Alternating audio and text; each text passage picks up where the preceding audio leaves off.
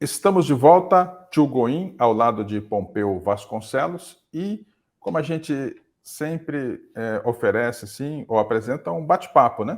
E bate-papo é quando você liga para um amigo, um colega, e a partir dali começa a bater e a trocar ideias sobre o momento, sobre as condições que vivemos hoje no Brasil, as condições que vivemos no mundo, e é esse sempre o nosso desejo, né?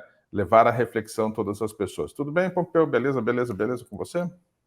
Olá, Gomide, é isso mesmo, esse bate-papo aqui, o objetivo é esse, é a gente mostrar de uma forma bem lúdica, bem descontraída, o que está acontecendo no nosso Brasil, no nosso Ceará, no nosso mundo. Retomada das atividades, mercado financeiro, mercado imobiliário, logicamente, sem deixar de falar na política, né? Porque afinal, a política que daqui até a eleição vai mover esse país. É verdade, vai mover o país. E quando a gente estamos aí vivendo praticamente esse setembro, outubro de 2021, né? E renasce a esperança da gente buscar a viver aquela vida em contato mais permanente com todo mundo, né?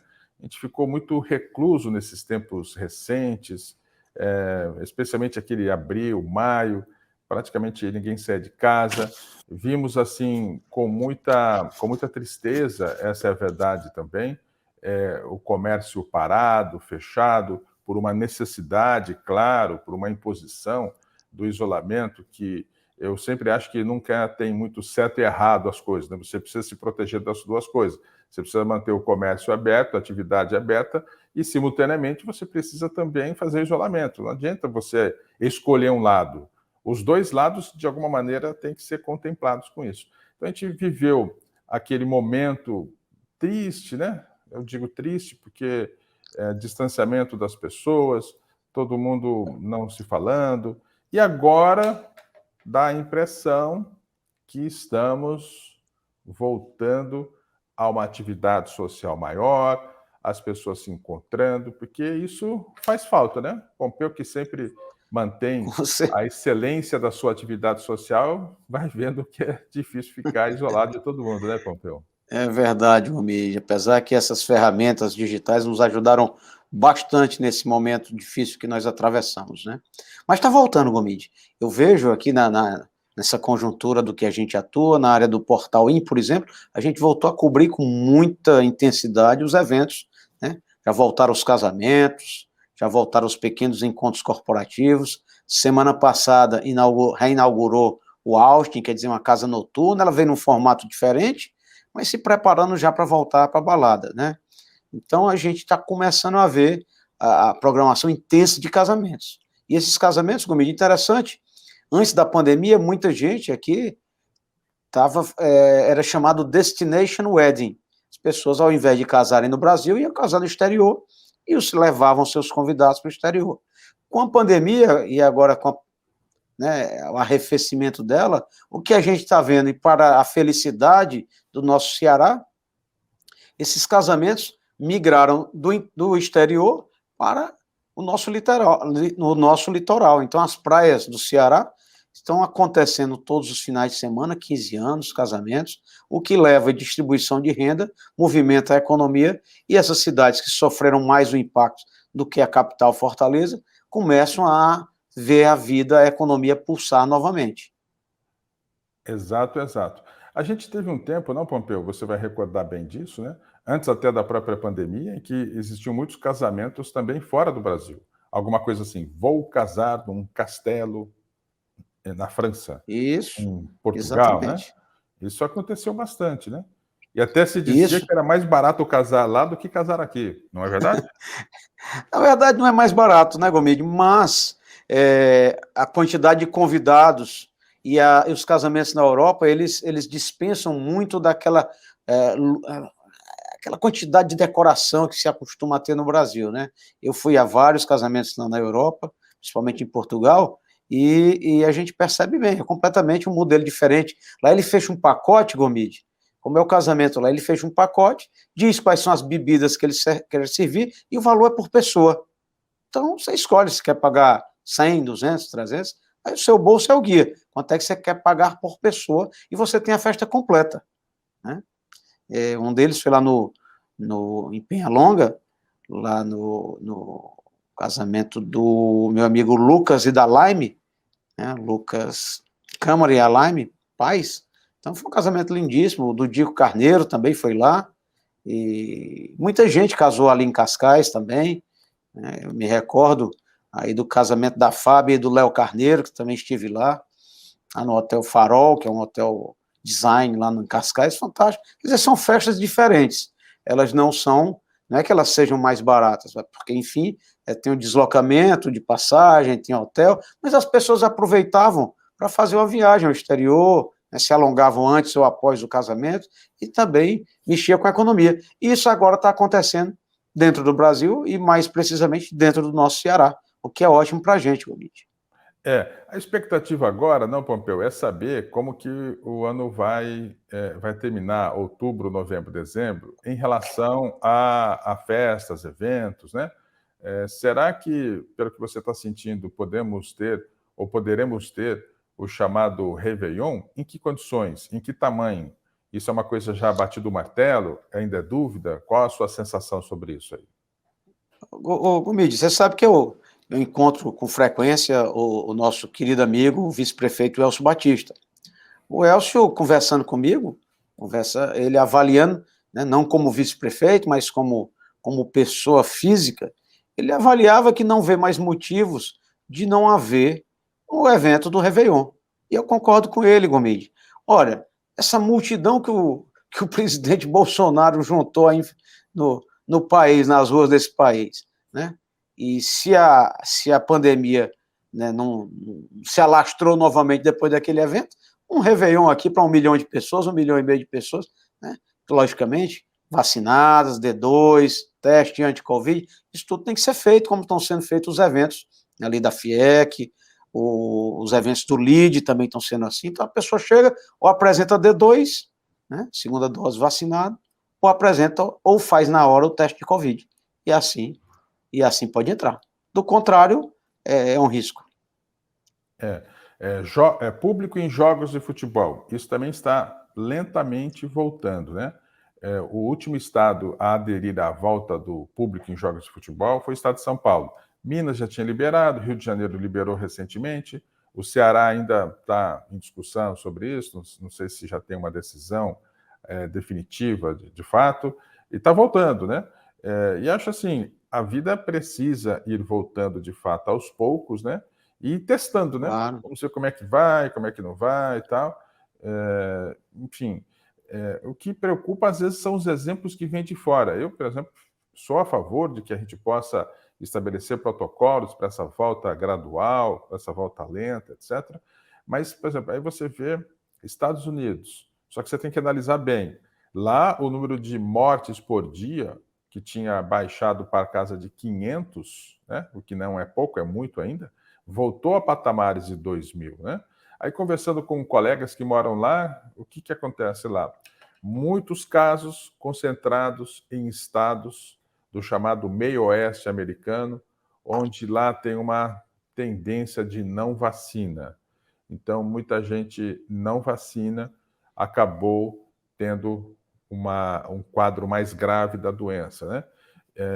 Então, isso preocupa, né? Porque parece que vai bem, daqui a pouco não vai bem. É verdade.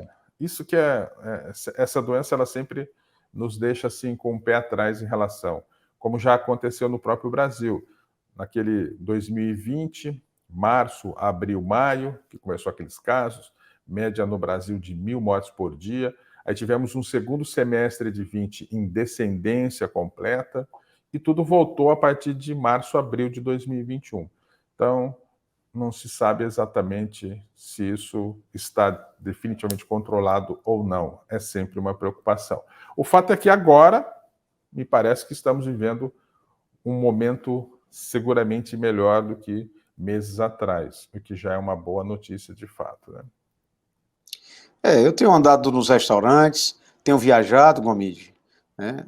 Esta semana, inclusive, no sábado, eu vou para o casamento do Rafael Nogueira e da Manuela Rolim, na fazenda do Eduardo e da Sandra aqui em Caucaia, um casamento lindo, será tarde, ao cair da tarde, e à noite eu já pego o avião, Gomide, e vou para a França, vou lá, eu vou ver o que está acontecendo no mundo, já estou com D2, né, e a Marília também, então nós vamos viajar, vamos ver o mundo, e viver a vida, que é assim que a gente gosta. Mas o que eu queria falar é o seguinte, dentro desse novo momento, desse novo ambiente que a gente está vivendo, eu queria falar de duas coisas. A primeira são os shows, né? Os shows, e o Réveillon tá ligado a isso. Os shows têm que voltar, né, Gomide? Já está na hora. A Ivete anunciou o retorno dela aos palcos, agora para o dia 23 de outubro, vai subir lá no palco lá do Hotel Tivoli, né? Na Bahia, o Eco Resort, o Tivoli Eco Resort, e será realmente só conferindo aqui, Gomide, é na Praia do Forte, tá? O Tivoli Eco Resort da Praia do Forte, que a nossa querida Ivete vai voltar aos palcos. Mas, então, final de outubro, então, eventos teste, tem alguns estados que já voltaram, shows, pequenos shows, qual o tamanho desses shows. Eu acho que é uma discussão que tem que ser aberta, tá certo? Pedro Coelho, que esteve aqui conosco, e o Colombo, podem até nos alimentar de mais informações, né, já que eles lideram esse segmento aqui no Ceará, como é que está esse retorno dos eventos. E a outra coisa que eu queria convidar, Gomi, que eu queria falar com você, era dessa viagem do presidente Bolsonaro. Eu queria que você fizesse uma análise, Gomi, de você que é especialista em análise, comparar, se você que adora futebol, você que acompanha a política, e você que analisa a Constituição Federal, Gomide. O artigo 7º da Constituição Federal diz que todos somos iguais perante as leis. Você acredita nisso, Gomide? Porque o Salim Matar, que fez parte do governo Bolsonaro até o ano passado, Fundador da Localiza. Fundador da Localiza, um bilionário, um visionário, um craque. Eu sou fã do Salim Matar. E estava lá no LIDE, a Emília nos convidou, eu estive no LIDE assistindo a fala do Salim Matar e do Paulo Ebel, né, que também fez parte do governo. E o Salim Matar reforçou muito esse ponto. Primeiro, ele mostrava, né, a indignação dele por não ter conseguido, dentro do governo Bolsonaro, tocar as reformas que ele gostaria de ter feito para a redução do Estado, que eu sou a favor, é claro. Mas o ponto que ele tocou é que nós não somos iguais perante a lei. Mas o que eu queria vir até aqui, Gomide, é para que você analisasse se nós somos ou não somos e analisasse o episódio do presidente Bolsonaro com essa ida dele à ONU, a Nova York, e o jogo da seleção brasileira com a seleção argentina aqui no Brasil, onde a Anvisa, nitidamente, teve dois posicionamentos. O presidente Bolsonaro, testado Covid, vindo dos Estados Unidos, testado Covid não, desculpe. O presidente Bolsonaro, vindo dos Estados Unidos, não vacinado, voltou ao Brasil, que se recomendava uma quarentena de, se eu não me engano, de 9 dias, era 14 dias. Isso, logicamente, não aconteceu. E a seleção da Argentina expulsa praticamente do estádio, do campo. Um episódio que eu acho lamentável, tá certo? A gente entende as condições de sanitárias e tudo, mas eu tenho certeza que haveria uma solução menos dolorosa para brasileiros e argentinos, né, diante daquele imbróglio que se formou ao vivo, a nível nacional e internacional, dentro do nosso país. E fale, Gomide, o que você diz disso? Bom, penso que tudo que começa errado tende a acabar errado. E no caso do jogo de futebol, Brasil e Argentina, começou errado quando jogadores da Argentina entraram no Brasil e vieram e tinham passado alguma parte dos últimos 14 dias na Inglaterra, porque eles jogam no futebol inglês. A Argentina tinha ainda jogado na Venezuela um pouco antes, então ficou lá 3, 4, 5 dias no máximo, né? Então já entrou, né? E segundo informação que acompanhamos no noticiário, os jogadores argentinos os argentinos não declararam que tinham passado na Inglaterra. Então já começou ali uma informação fraudulenta ali.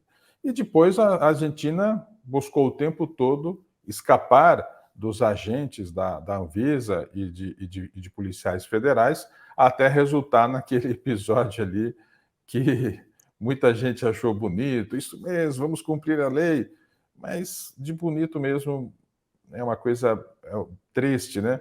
Virou mais um espetáculo. Atenção, não que eu esteja defendendo que não se devesse cumprir as normas técnicas dos jogadores não estarem em campo, mas aquilo é um espetáculo.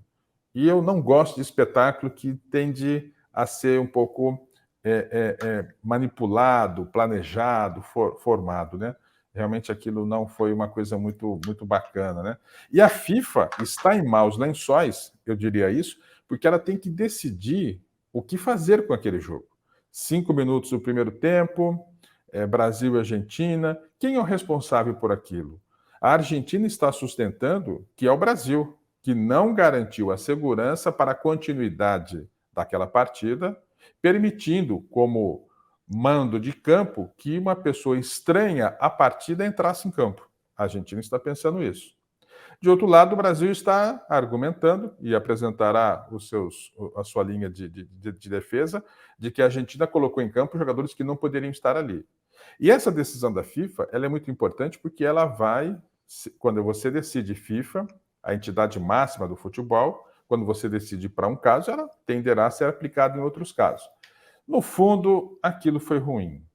Não adianta, aquilo foi ruim. Ah, mas sair em defesa do cumprimento da norma, mas ali deixou até aquele momento, né? Então, assim, eu não gostei da forma como acabou.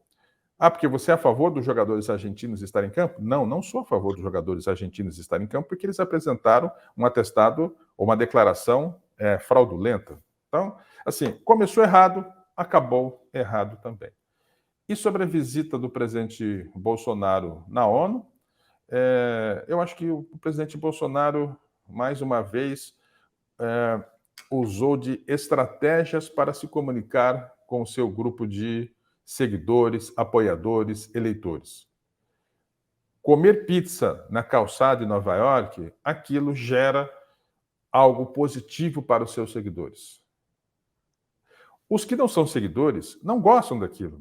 Aliás, ridicularizaram, acharam que vergonha, que coisa absurda, mas ele continua vivo para a eleição de 2022, montado naquela sua base. E a sua base gostou daquilo.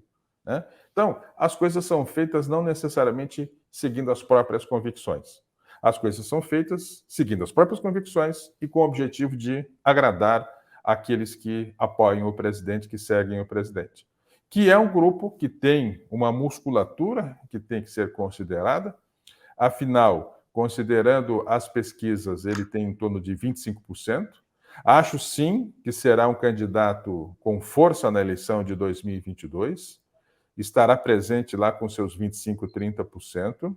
Né? E acho sim que o PT também seguirá com força na eleição de 2022, com o presidente Lula.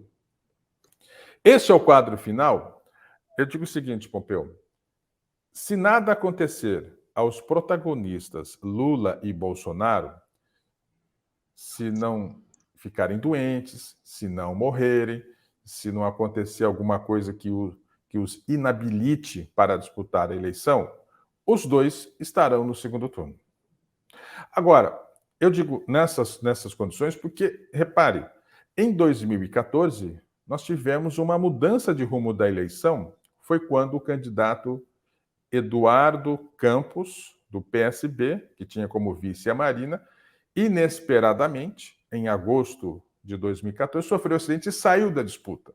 E naquela eleição de 2014, nós tivemos um acontecimento que mudou o rumo da eleição, que foi a morte do candidato Eduardo Campos, do PSB, que tinha como vice a Marina.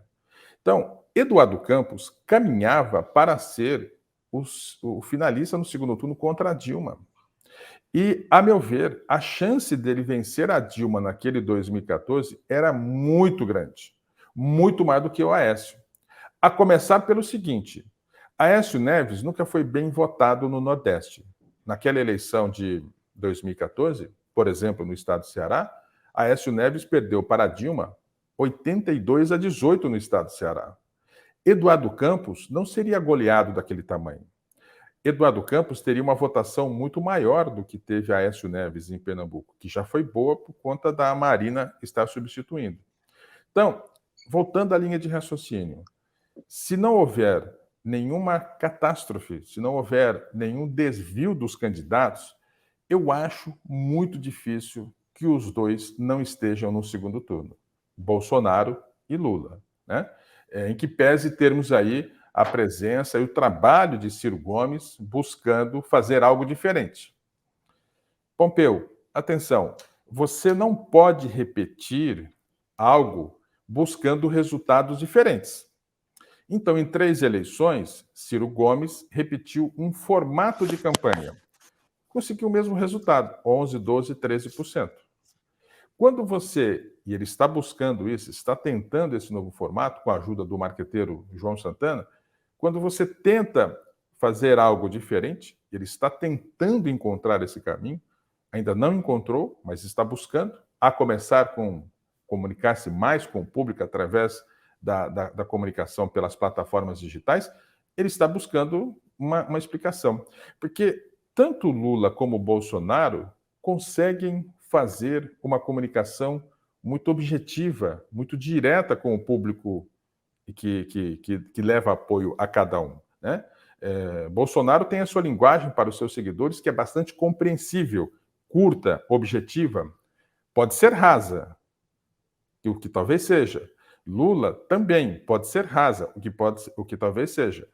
A comunicação do Ciro Gomes é uma comunicação mais com profundidade. Ela não é rasa.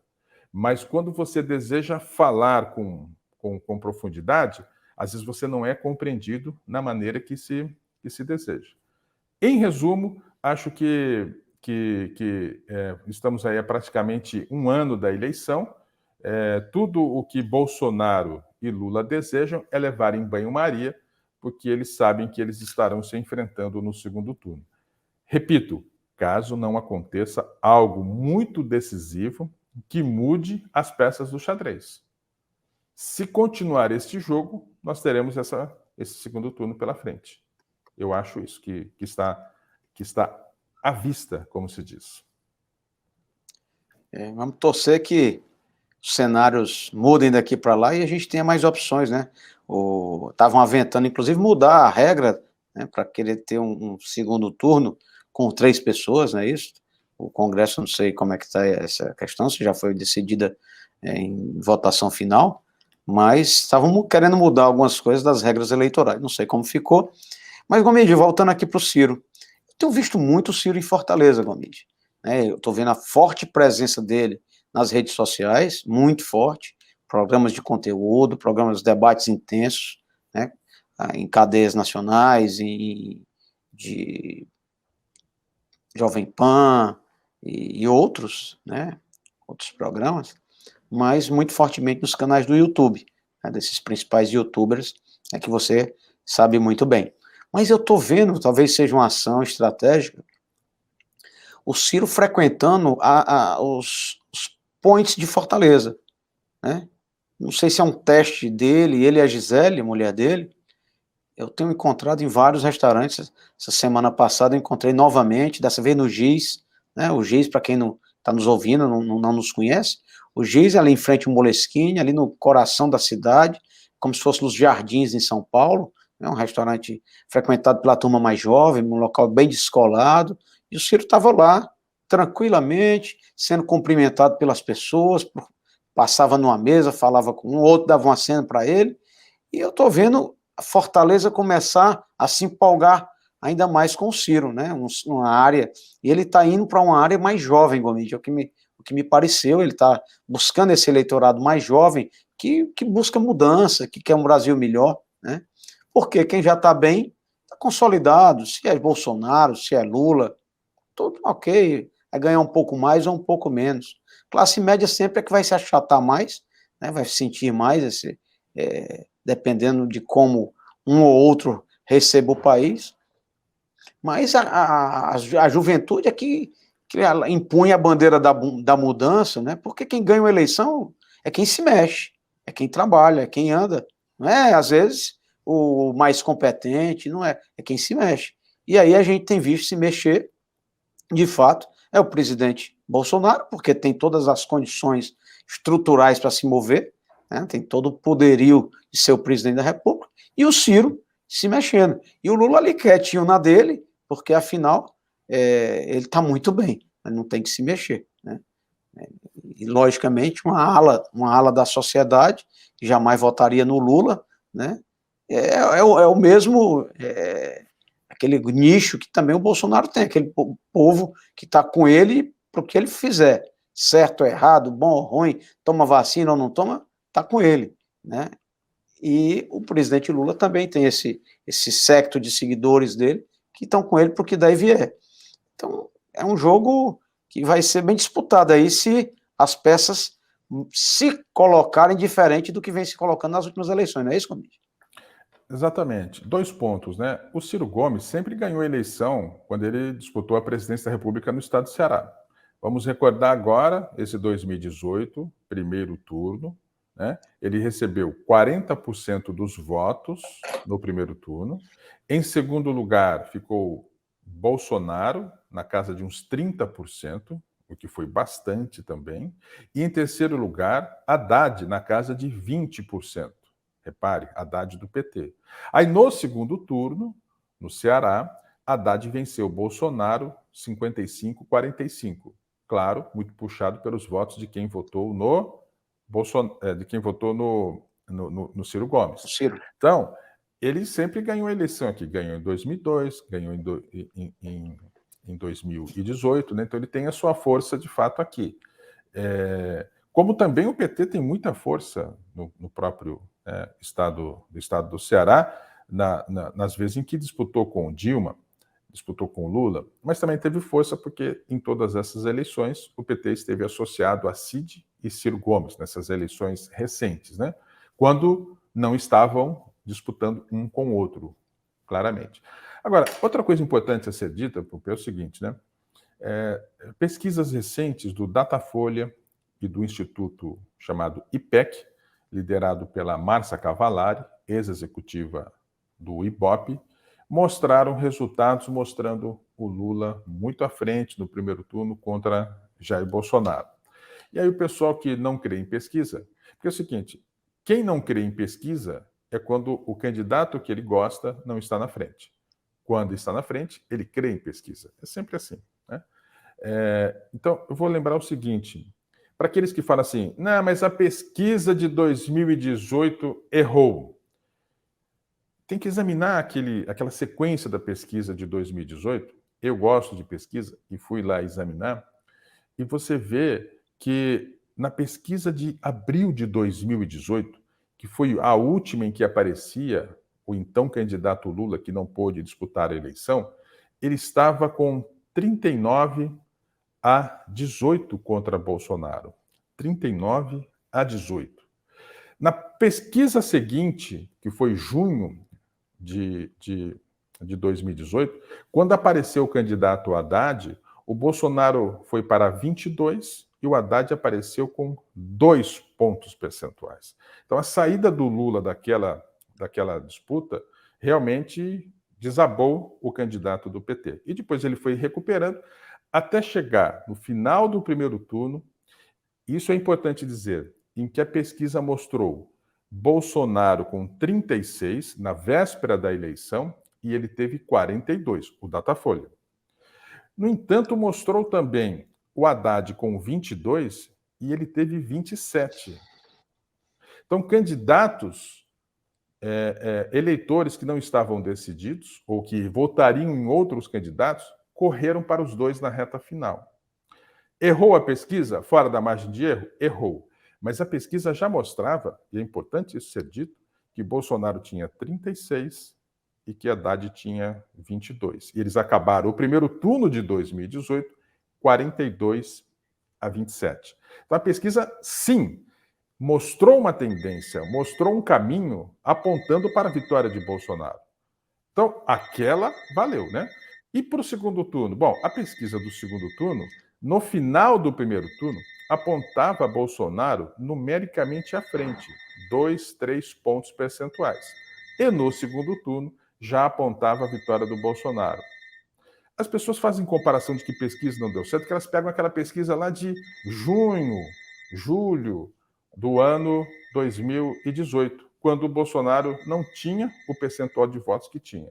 Então é importante apontar esse esclarecimento aí. É isso, Comídio. Como você falou, realmente as pesquisas são uma amostra daquele momento e vamos ver a evolução, o caminhar aí nos próximos dias, né? Deve vir mais pesquisas aí e a gente vê. Mas o que a gente observa é que realmente, praticamente, o Bolsonaro está consolidado com aquele patamar dele, bem abaixo do Lula, e o ex-presidente Lula também está consolidado com aquela liderança dele. Os números têm modificado muito pouco, ou seja, os dois estão numa linha muito estável. A pesquisa do IPEC ainda revelou um número menor ainda para o Ciro Gomes, né? Diferente da Datafolha, que deu 11 pontos a ele, essa daqui deu 6, se eu não me engano. Então é Eu isso. vou lembrar só mais uma coisa importante, né?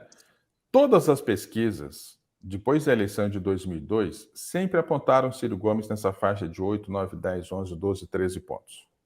O único momento em toda a disputa presidencial em que o Ciro Gomes assumiu a ponta na pesquisa, vou lembrar, agosto de 2002, na primeira eleição do Lula, em que o Ciro Gomes numericamente estava à frente do Lula e, na projeção de segundo turno, ele apontava o Ciro Gomes como vencedor contra o Lula. Só que aí, acontecimentos daquele julho-agosto de 2002, fizeram que o candidato acabasse até em quarto lugar na campanha. O segundo foi José Serra, terceiro Antony Garotinho e o Ciro ficou em quarto lugar. Então, para fechar um raciocínio, atenção, isso é muito importante, meu caro amigo Pompeu. No momento em que pesquisas passarem a apontar o Ciro Gomes vencendo o Lula no segundo turno, ele passa a ser um candidato com chances de crescer. Porque enquanto isso não acontecer, aquele eleitor que não gosta do Lula, que quer a derrota do Lula, continuará com o Bolsonaro, porque acredita que ele tem mais força de enfrentar o Lula. Essa é uma. E Perfeita a sua análise. eu também pesquisei em 2018 o Datafolha. O Datafolha em nenhum momento fez uma comparação de Ciro Gomes com Lula. O Datafolha fez sim comparação com Ciro Gomes e Bolsonaro. E é importante lembrar que naquele período de 2018, em cerca de 6 pesquisas de 2018, numericamente, sempre o Ciro Gomes venceu o Bolsonaro no segundo turno, até a véspera da eleição. Apertado, 2 pontos, 3 pontos, 4 pontos, não com folga. Então, não se podia dizer que venceria, mas numericamente estava na frente. No entanto, nunca se comparou com o Lula, porque este é o X da questão na eleição presidencial para alavancar Ciro Gomes. Porque quem não gosta do Lula vai de Bolsonaro, que é alguém que tem mais condição de vencer Lula no segundo turno. Então, esta é a chave da eleição. Quando o Ciro Gomes aparecerá vencendo Lula no segundo turno? Isso muda a campanha. E uma pergunta, o que você acha? Quem não gosta de Bolsonaro, vota no Lula? Quem não gosta de Bolsonaro tenderá a votar no Lula no segundo turno. Tenderá a votar. Ou vai para branco e nulo, o que aconteceu muito em 2018. Ninguém queria nem Haddad, não queria Bolsonaro, e você teve um número, 9 pontos percentuais de brancos e nulos no segundo turno. Isso aconteceu também. Eleição decidida em primeiro turno, muito difícil. Ah, mas o Fernando Henrique venceu em 94 e 98. Eu fui pesquisar. Fernando Henrique venceu em 94 e 98, especialmente porque, e de forma surpreendente, naquelas duas eleições, brancos e nulos somaram 19%. Nunca numa eleição presidencial, desde 89, brancos e nulos chegou a esse patamar. Muito pelo contrário, brancos e nulos sempre chega a 6, 7, 8. E por que isso é decisivo? Porque, atenção, vence pelos votos válidos. O que é votos válidos? Votos válidos é você excluindo brancos e nulos. Na pesquisa, brancos, nulos e indecisos. Então, eu nem sei explicar por que naquele 94, 98 registrou-se entre 18% e 19% de votos brancos e nulos. Com menos votos válidos, Fernando Henrique ganhou a eleição com percentuais de 46, 47 pontos, né? E lembrando que na eleição de 2018, Bolsonaro teve 46 pontos. A pesquisa mostrou 36. Perdão, ele teve 42. A pesquisa mostrou 36. Ele teve 42. Ele disse que venceria no primeiro turno. Ele poderia ter vencido no primeiro turno se você tivesse menos brancos e nulos. E o fato de você, naquela eleição de 2018, ter muitos candidatos, acho que tínhamos 13 candidatos, a soma daqueles candidatos, tirando os 3 mais bem pontuados, Haddad, Bolsonaro e Ciro Gomes, chegou a 11% nas pesquisas. E veja, Pompeu, que na reta final, no dia da eleição, aqueles 8 candidatos, 8, 9 candidatos, que não os 3 mais bem pontuados, somaram só 6 pontos. O que significa que quem votaria em Marina, Geraldo Alckmin, João Amoedo, quando chegou na reta final, falou assim, não, eu vou de Bolsonaro ou eu vou de Haddad, porque é voto contra um e contra outro. Então, a alternativa não deu muito certo ali naquela reta final. Ter muito candidato numa eleição depende, porque na reta final eles abandonam quem eles querem e vão para aqueles que eles não querem. Então, eles votam naquele que tem chance de ganhar aquele que eles não querem. É o voto contra. É isso aí. Vamos ver o que vai acontecer. Acabamos o nosso bate-papo de hoje e a gente, Tio Goim, volta no nosso próximo encontro. Um abraço para todos.